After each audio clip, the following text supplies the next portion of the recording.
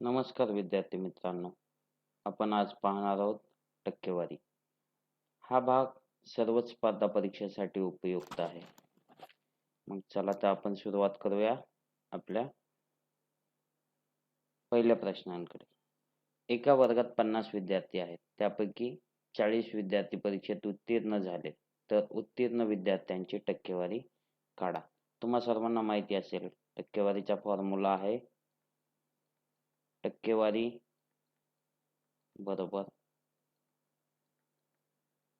मिळालेली संख्या भागिले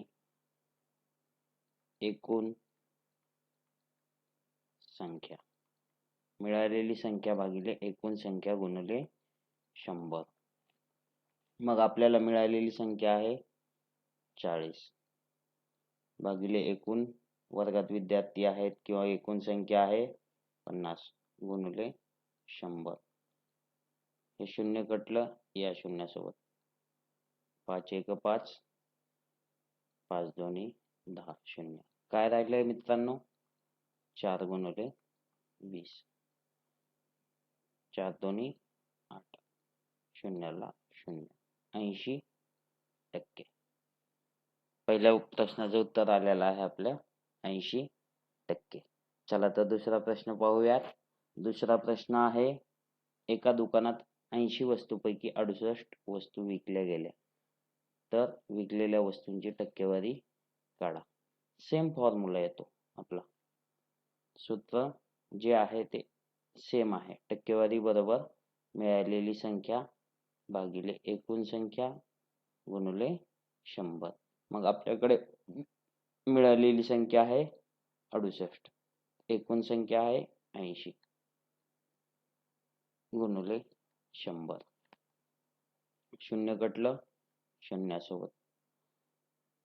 2 2 पंचे 10, 2 चौक 8. 4च्या टेबलमध्ये 68 येतं. 4 1 4, 4 1 4, 7 चौक 28. काय शिल्लक राहिलेला आहे? 17 गुणिले 5, 17 5 85%. असं आपल्या दुसऱ्या प्रश्नाचं उत्तर आलेलं आहे 85%. चला तर पाहूयात तिसरा प्रश्न. 250च्या 24% किती आहेत? 250च्या 24% किती आहेत? मग जो तिसरा प्रश्न आहे आपला, तो थोडासा वेगळा आहे. टक्केवारी दिलेली आहे आणि आपल्याला संख्या काढायची आहे. टक्केवारी दिलेली आहे आणि संख्या काढायची आहे. मग चाचीचे हे चिन्ह आलं की गुणाकाराचे चिन्ह घ्यायचं. 250 गुणिले 24 आणि टक्के म्हणजे छेदस्थानी 100. हे शून्य कटलं या शून्यासोबत. 5 5 25 आणि 5 2 10. 2 न 24ला भाग दिला, भाग बसला 12चा. शिल्लक काय राहते? 5 गुणिले 12, 12 पंचे 60. तर ती संख्या किती आली? 60.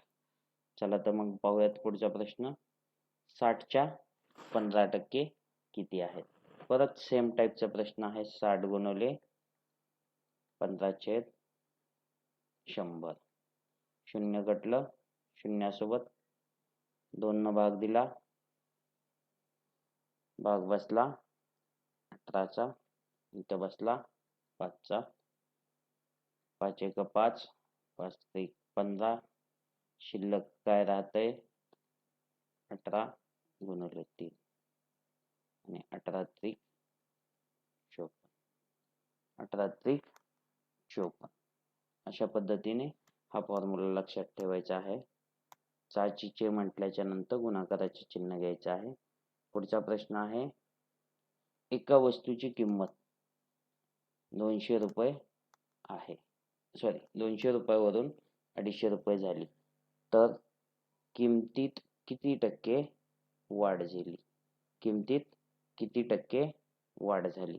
मग आपल्याला अशा पद्धतीचे उदाहरणं सोडवण्यासाठी परीक्षेमध्ये खूप सोपं असं सूत्र आहे. काय पाहिजे आपल्याला? वाढ. वाढ आणि ते पण टक्केवारीमध्ये पाहिजे. त्यामुळे वाढ टक्के बरोबर नवीन किंमत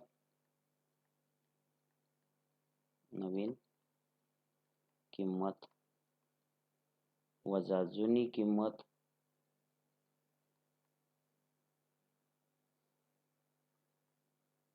वजा जुनी किंमत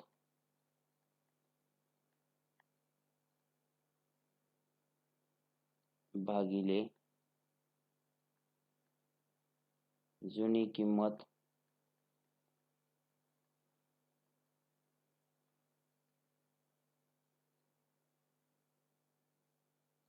गुणिले 100.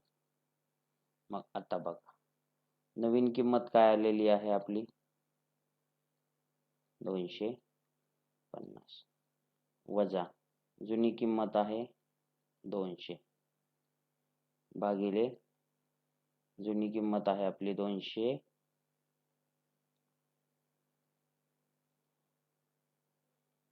जुनी किंमत आहे 200 गुणिले 100.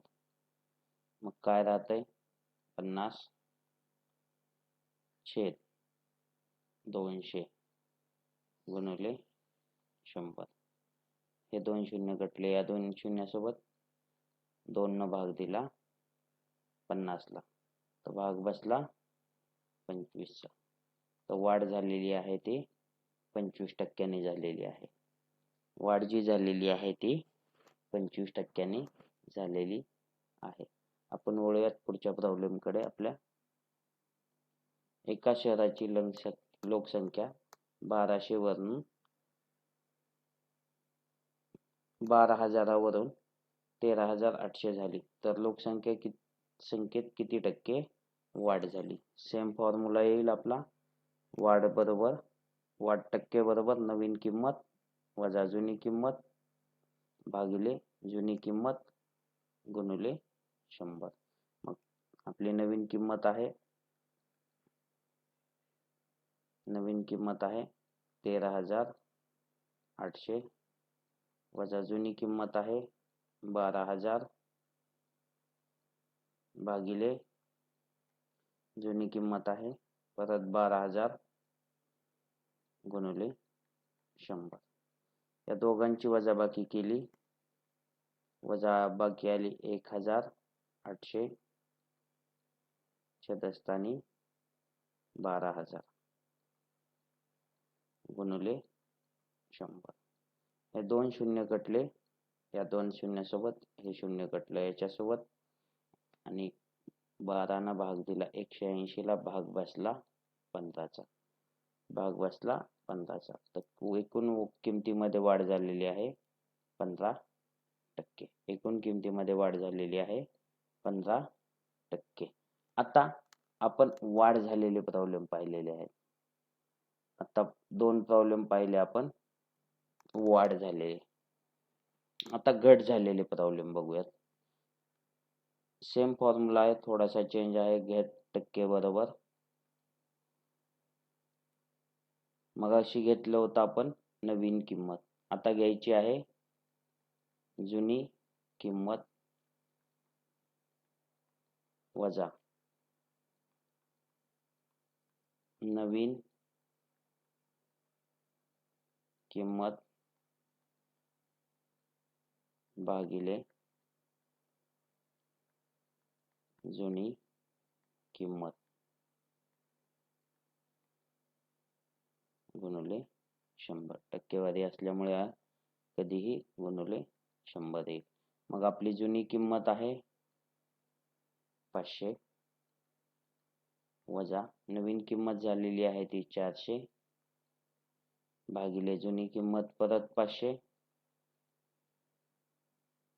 गुणिले 100. दोघांची वजाबाकी केली. वजाबाकी आली 100 छेदस्थानी 500 गुणिले 100. हे 2 शून्य कटले या 2 शून्यासोबत 5 न 100 ला भाग दिला भाग बसला 20चा. तर जी घट झालेली आहे ती 20% घट झालेली आहे. जी घट झालेली आहे ती 20% घट झालेली आहे. मग सेम टाईपचा एक प्रॉब्लेम घेऊयात. एका कारखान्यातील उत्पन्न 900 वरून 720 झाले, तर उत्पन्नात किती टक्के घट झाली? फॉर्म्युला सेम येईल. 700 जुनी किंमत स्टार्टिंगला घ्यावी लागेल आपल्याला. 900 वजा 720 भागिले जुनी किंमत परत 900 गुणिले 100. मग या दोघांची वजाबाकी केली, दोघांची वजाबाकी आली 180 भागिले 900 गुणिले 100. हे 2 शून्य कटले या 2 शून्यासोबत. 9 ने 18ला भाग दिला, बसला 2चा, शून्याला 0. आलेलं उत्तर आहे आपलं 20%. आलेलं उत्तर आहे आपलं 20%. अशाच पद्धतीचे नवनवीन व्हिडिओ पाहण्यासाठी श्रेया कोचिंग क्लासेसला सबस्क्राईब करा. आपण आज याच ठिकाणी थांबत आहोत.